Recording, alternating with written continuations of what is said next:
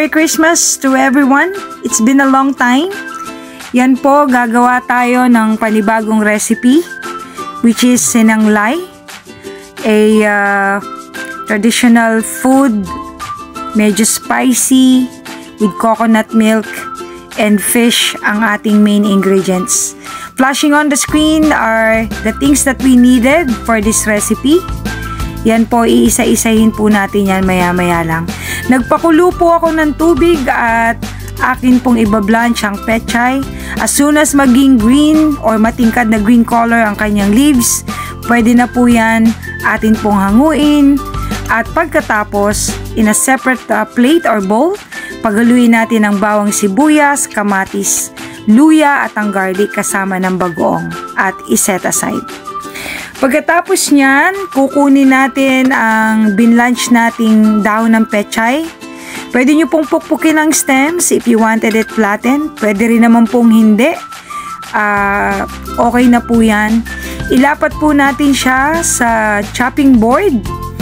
Ang ating green leaves, kumuha ng isang piece ng meat ng fish. At ihalo po natin ang ating mixture ng tomato, luya, sibuyas, bawang, luya at ang ating bagoong. Balutin po natin sa pechay leaves hanggang sa maubos po natin ang meat ng fish. Babalutin po natin siya isa-isa. Ulitin lamang ang proseso hanggang ito ay matapos. Nga po pala, pwede kayong gumamit ng kahit na anong isda.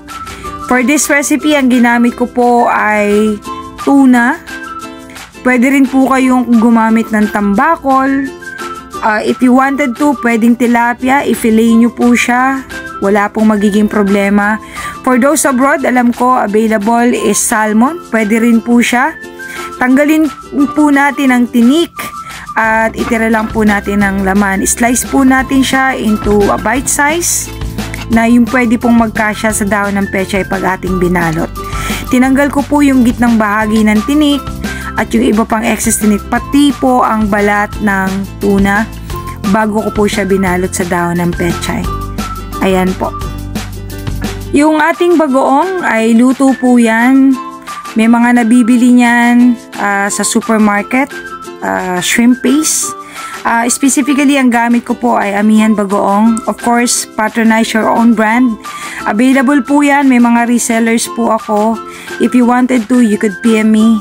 Kung malapit po kayo, pwede ko po kayong padeliveran ng Amihan Bagoong.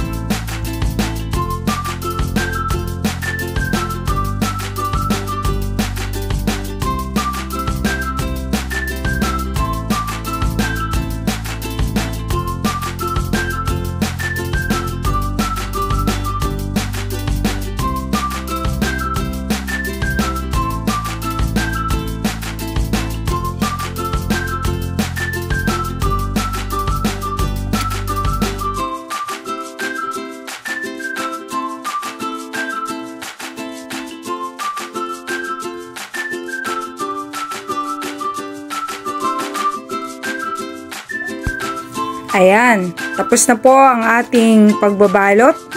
Of course, we set it aside. Ang gagawin naman natin ngayon ay magpapaksiw tayo. Merong paraan o proseso para lumabas ang lasa ng ating ingredients sa paksiw. Gagamit po ako ng taba ng baboy, syempre. In order for us to do that, magsalang tayo ng frying pan. Yan pong mantika na yan ay taba ng baboy. Pagkatapos, igigisa ko po ang bawang sibuyas tanglad kasama ng luya sa mahinang apoy. Just enough lang po na magisa siya ng bahagya. Hindi naman po kailangang lutong-luto siya dahil magpapaksiw po tayo. Pagkatapos niyan, pagkahalo, syempre, ikalat po natin siya sa gitnang bahagi dahil dyan natin ipapatong ang ating binalot na isda sa dahon ng pechay.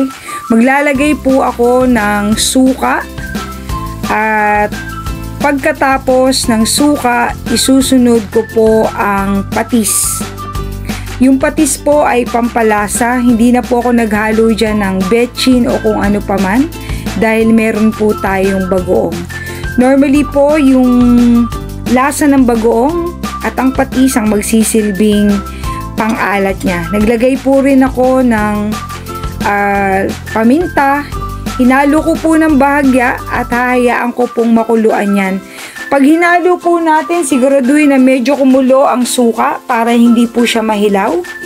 At pagkatapos, pagkaraan, i-arrange po natin ang binalot na isda sa dahon ng pechay sa ibabaw ng ating ginisang luya bawang tanglad kasama ng sibuyas na may timplang paminta, suka at ang patis. Pagka-arrange po niyan, takpan po natin, let it simmer for a few minutes in a low fire or medium heat.